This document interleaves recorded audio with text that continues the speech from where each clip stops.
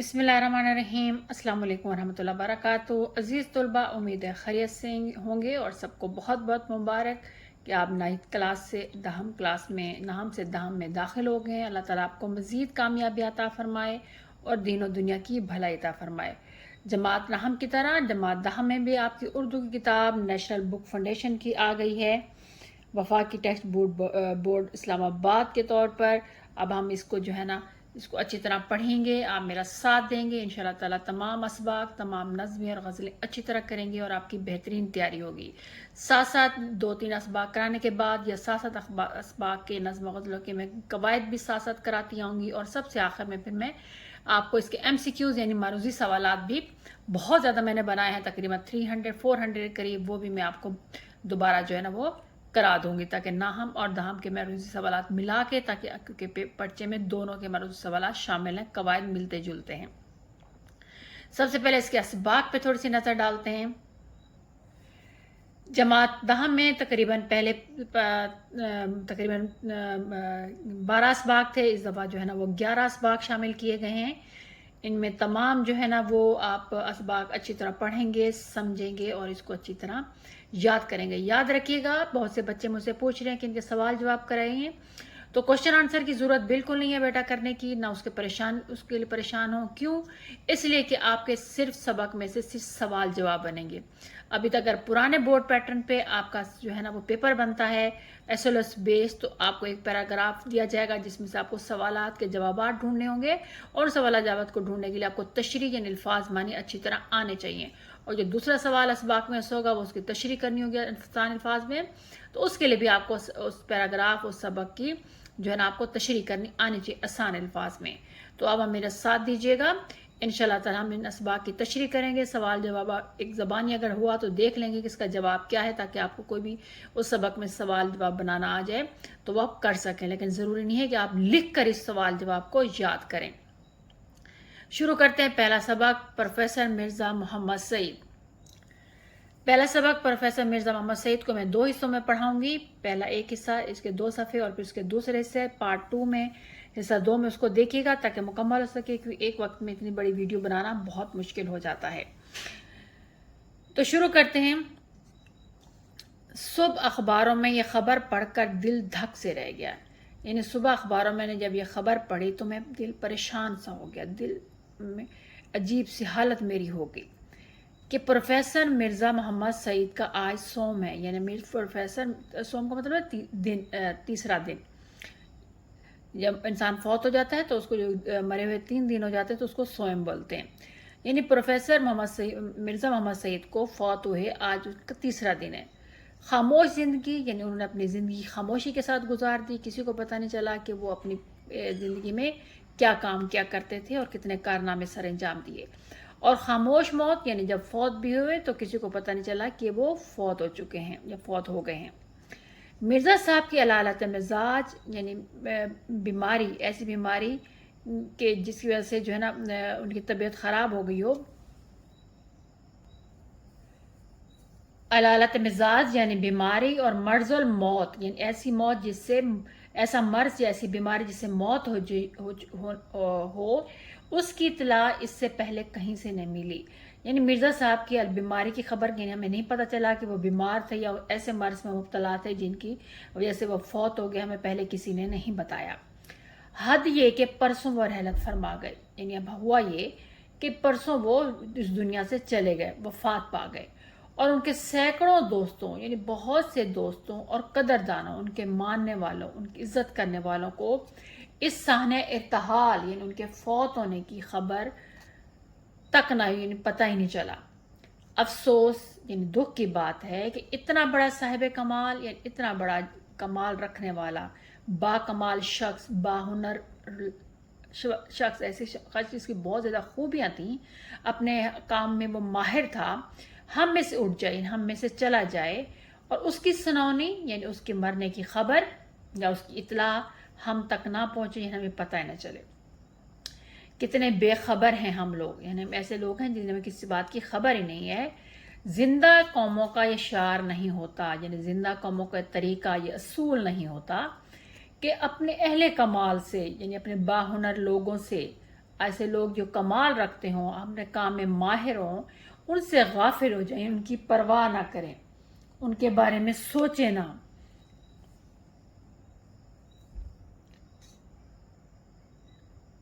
کہ اپنے اہل کمال یعنی باصلاحیت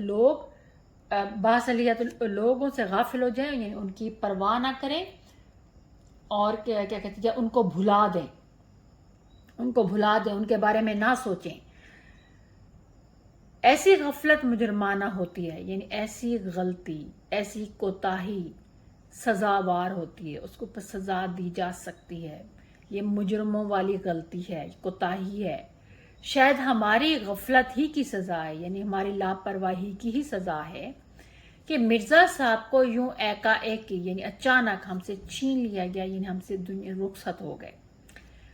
عالم کی موت ہوتی ہے، یعنی عالم کہتے ہیں پڑھے لکھے شخص کو، اور عالم کہتے ہیں دنیا. یعنی اگر ایک پڑھا لکھا شخص فوت ہو جائے تو اس کی جگہ اور کوئی نہیں لے سکتا، یعنی اس جیسا اس دنیا میں پیدا ہونا بہت مشکل ہوتا ہے. ٹھیک ہے، یعنی ان کے فوت ہونے سے زمانے کو بہت نقصان ہے، اور ان جیسا شخص بار بار پیدا نہیں ہوتا اس دنیا میں. ٹھیک ہے، اس کے بعد ابھی ہم کو اس کا اندازہ نہیں ہو سکتا، یعنی ہم اس بات کے بارے میں نہیں سوچ سکتے کہ مرزا صاحب کے رخصت ہو جانے سے، یعنی ان کے چلے جانے سے ہمارا کتنا بڑا نقصان ہوا ہے. اب ان کی عدم موجودگی یعنی ان کی غیر موجودگی رہ کر، یعنی بار بار ہر موقع پر ان کی یاد دلائے گی، یعنی ہر موقع پر ہمیں یاد آئیں گے، اور وقت کے ساتھ ساتھ ان کی جدائی کا گھاؤ، یعنی ان کے چلے جانے کو جو زخم ہے، جو دکھ ہے، تکلیف ہے، وہ بڑھتا چلا جائے گا، یعنی بڑھتی جائے گی. مرزا صاحب بہت ہی خاموش کام کرنے والوں میں سے، یعنی جو کام کرتے تھے خاموشی سے اپنا کام کرتے تھے، کسی کو نہیں بتا دیتے کہ میں نے کیا کام کیا ہے. یعنی اتنے خاموش کہ خود ان کے زمانے کے اکثر لوگ بھی ان کے علمی اور ادبی کارناموں سے واقف نہیں تھے. یعنی اکثر ان کے ساتھ جو جتنے بھی لوگ کام کرتے تھے ان کی برابری کے، ان کو بھی نہیں پتا تھا کہ انہوں نے علم اور ادب میں کتنے بڑے بڑے کارنامے سر انجام دیے. دراصل خود مرزا صاحب شہرت سے گھبراتے تھے، یعنی ان کو مشہور ہونا اچھا نہیں لگتا تھا، اور پبلک پلیٹ فارم پر یعنی لوگوں کے سامنے آنا وہ پسند نہیں کرتے تھے. کام کرتے تھے ستائش کی تمنا اور صلے کی پرواہ سے بے نیاز ہو کر. ستائش کہتے تعریف، تمنا کہتے خواہش، یعنی انہیں نہ تو تعریف کی خواہش ہوتی تھی، اور صلے کی پرواہ، صلہ کہیں گے بدلہ، پرواہ یعنی بارے میں سوچتے تھے، یا انعام، یعنی نہ یہ سوچتے تھے کہ انہیں کوئی انعام ملے گا یا اس کا بدلہ دیا جائے گا. کام کرتے تھے اپنی تسکین کے لیے، یعنی جو بھی کام کرتے تھے انہیں اپنے سکون اور اپنی تسلی کے لیے کیا کرتے تھے، اپنے ذہنی سکون کے لیے، اس لیے کہ انہیں کام کرنا ہوتا تھا، کیونکہ انہیں کام کرنے کا شوق تھا، اس لیے وہ کرتے تھے. فرمائشی کام انہوں نے ساری عمر نہیں کیے، یعنی لوگوں کے کہنے پر انہوں نے کبھی بھی کوئی کام نہیں کیا، جو کام کیا اپنی مرضی سے کیا. انہوں نے اب سے 55 سال پہلے سر عبد القادر کے رسالے مخزن میں مضامین لکھے. یہ جو بندہ مصنف ہے جس نے لکھی شاہد احمد دہلوی، وہ کہتا ہے کہ جب اس نے مضمون لکھا تھا تو اس نے کہا تھا کہ 55 سال پہلے عبد القادر جو ہے نا وہ معروف ادیب اور علامہ اقبال کے گہرے دوست تھے. انہوں کا ایک رسالہ تھا مخزن، اس میں جو ہے نا مرزا محمد سعید نے مضامین لکھے تھے.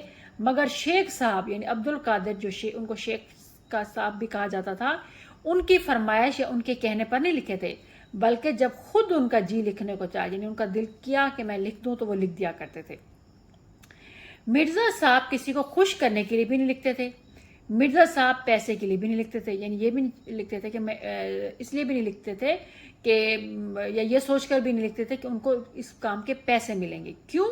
کیونکہ پیسے کی تو انہوں نے کبھی پرواہ نہیں کی، اس کے بارے میں انہوں نے کبھی سوچا نہیں، بلکہ پیسے کے ذکر پر وہ چڑ جاتے تھے، یعنی ناراض ہو جاتے تھے، غصہ کر جاتے تھے، اور انہیں پھر منانا مشکل ہو جاتا تھا.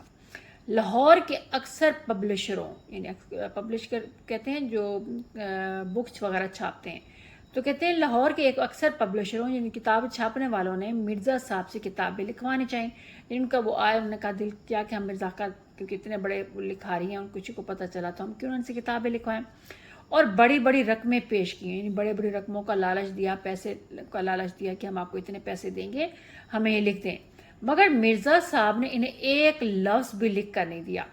और जब अपना पहला नावल यास्मीन लिखा तो अपने एक शागिर्द पब्लिशर को बेमुफ्त दे दिया, यानी मुफ्त में दे दिया। इसके कुछ अरसे बाद दूसरा नावल ख्वाब हस्ती लिखा।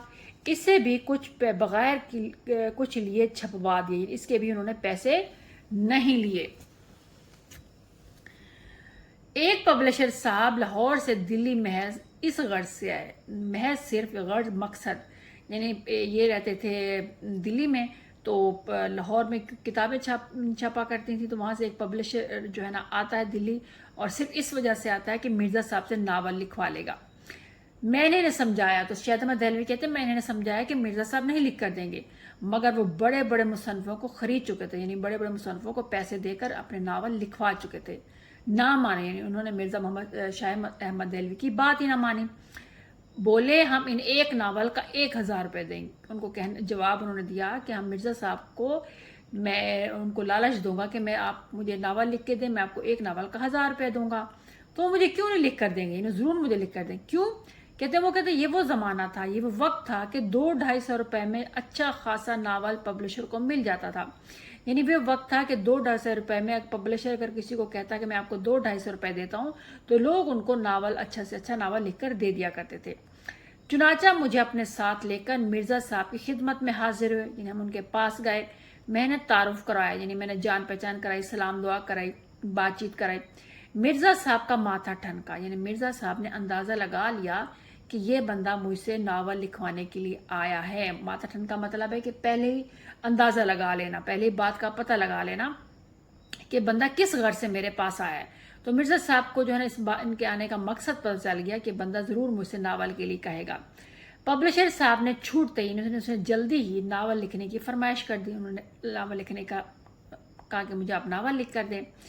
मिर्ज़ा साहब बड़े ठंडे मिजाज के आदमी थे, धीमे मिजाज के, नरम तबीयत के आदमी थे। बोले, यानी अब उन्होंने बात टाली, इनकार भी, उन्होंने इतने अच्छे अल्फाज का चुनाव किया ताकि बंदा जो आगे बोलने की उसके पास हिम्मत ही ना हो।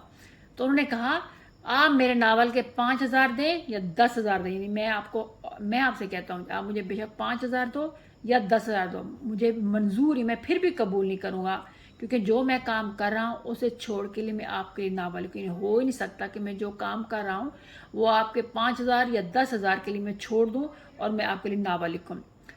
5-10,000 की बात सुनकर तो पब्लिशर साहब की सिटी गुम, यानी बिल्कुल ही खामोश हो गया। ठीक है, सिटी गुम होना, खामोश हो जाना।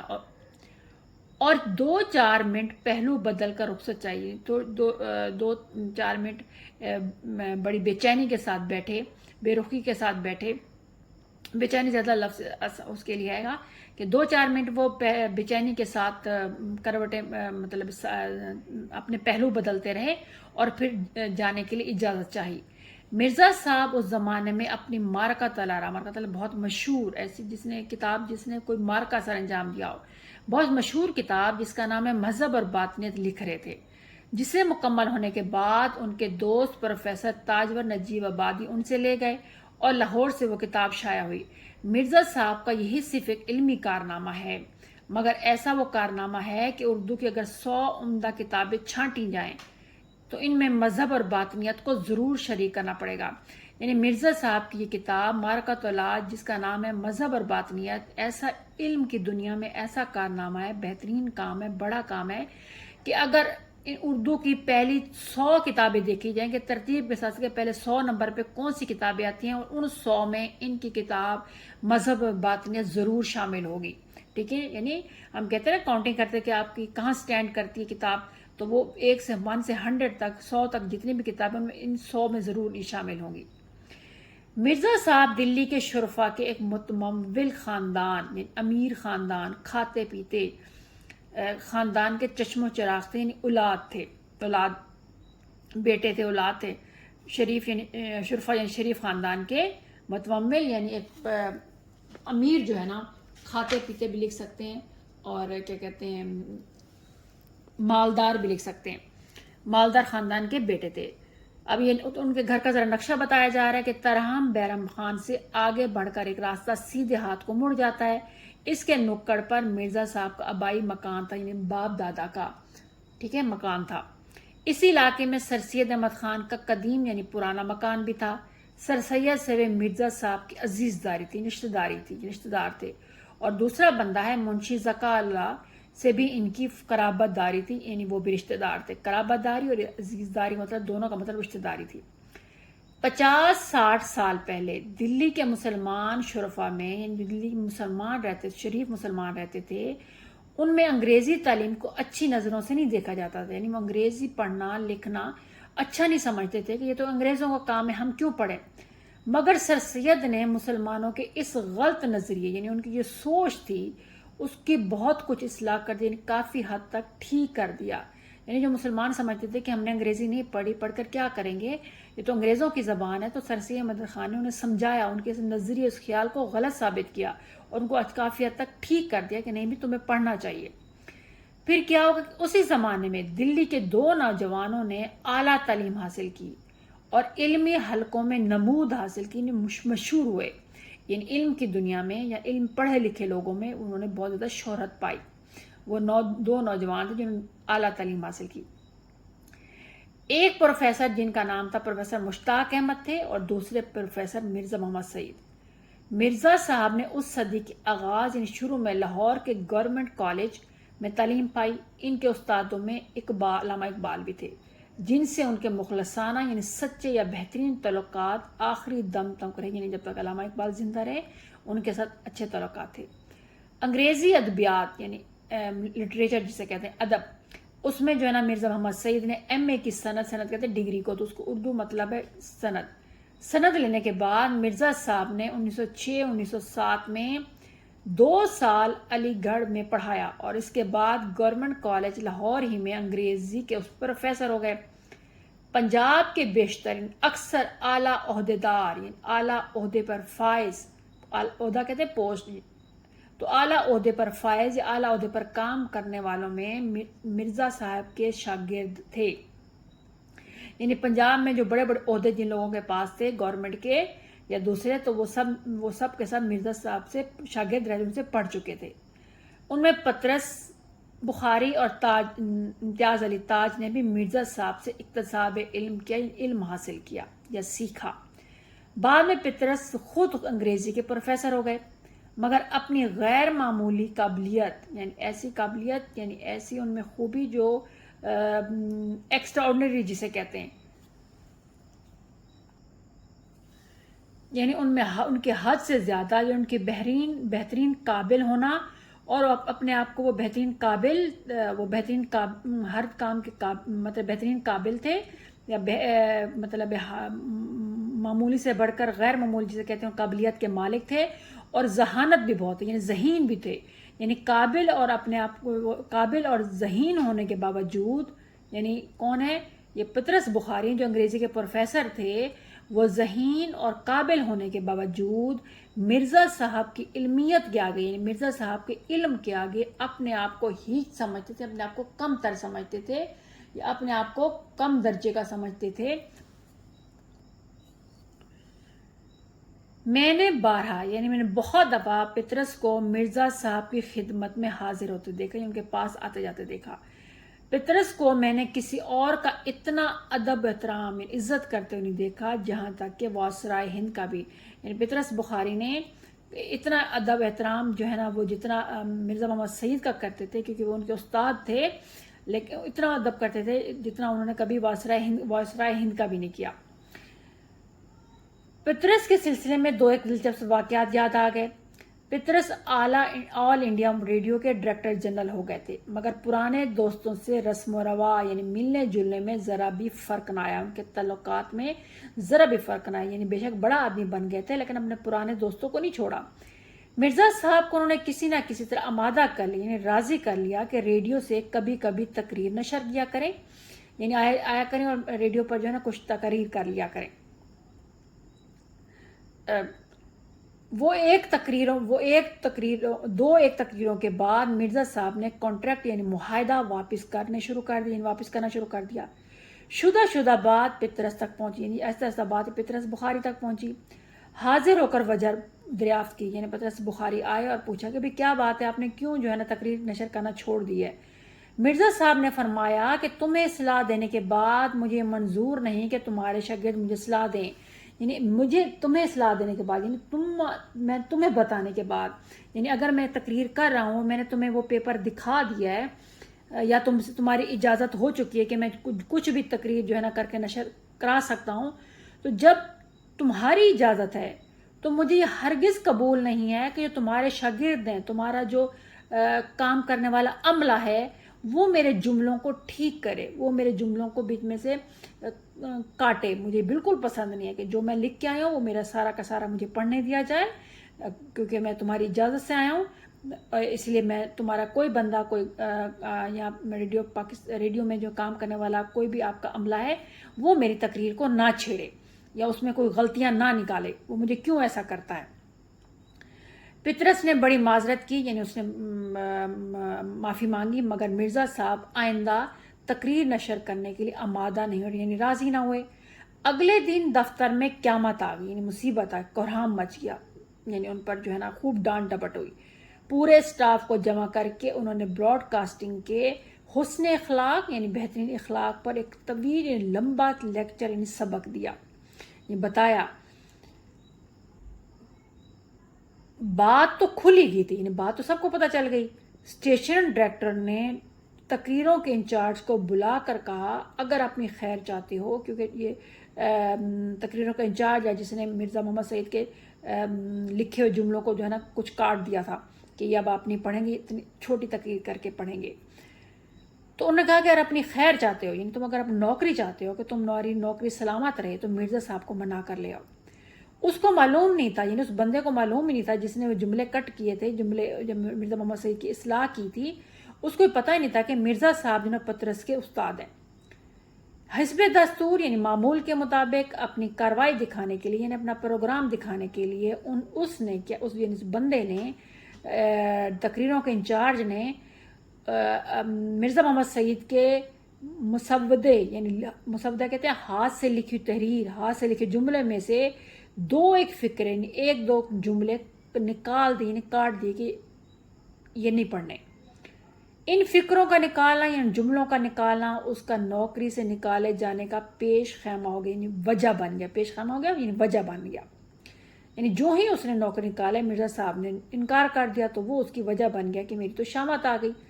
उसको तो नहीं पता था कि मिर्ज़ा पतरस बुखारी के जो है ना ये उस्ताद हैं। भागा मिर्ज़ा साहब की खिदमत में, माफ़ी मांगी, हाथ जोड़े, मिर्ज़ा साहब ना माने। बोला तो हज़रत मेरी नौकरी, उसने कहा कि आप नहीं मानेंगे तो मेरी नौकरी चली जाएगी, मेरे बाल बच्चे भूखे मरेंगे, यानी मेरे बच्चे क्या खाएंगे, मैं उनको कहाँ से कमा कर खिलाऊंगा, और आपको दुआएं देंगे। अब देखो, उसने एक बड़े आदमी के पास जब आप किसी जाते हैं तो आप अल्फाज के चुनाव में थोड़ा सा एहतियात करते हैं। अब उसको मतलब ये था कि कहने का मतलब कि मेरे बच्चे आपको बद दुआएं देंगे, लेकिन यहाँ पे उसने लफ्ज़ दूसरी तरह इस्तेमाल किया कि आपको दुआएं देंगे, यानी आपको बुरा भला कहेंगे। मिर्ज़ा साहब के कान खड़े हुए, यानी परेशान हो गए। कहते हैं मैं ये तो नहीं चाहता। उसने कहा अगर आप ये नहीं चाहते तो इस कॉन्ट्रैक्ट पर दस्तखत कर दीजिए, इस मुआहदे पर दस्तखत कर दीजिए। मिर्ज़ा साहब ने फ़ौरन दस्तखत कर दिए। आज के लिए इतना काफ़ी है, इंशाल्लाह ताला फिर बाकी जो है ना वो हिस्सा या सेकंड पार्ट में इंशाल्लाह मुकम्मल करेंगे। अल्लाह ताला आपको इल्म रिज़्क़ में बरकत अता फरमाए। अल्लाह ताला आप लोगों के इल्म रिज़्क़ में बरकत अता फरमाए। अगर इस चैनल पे नए हैं तो इसे सब्सक्राइब करें, शेयर करें और लाइक करें। अस्सलामु अलैकुम व रहमतुल्लाहि व बरकातहू।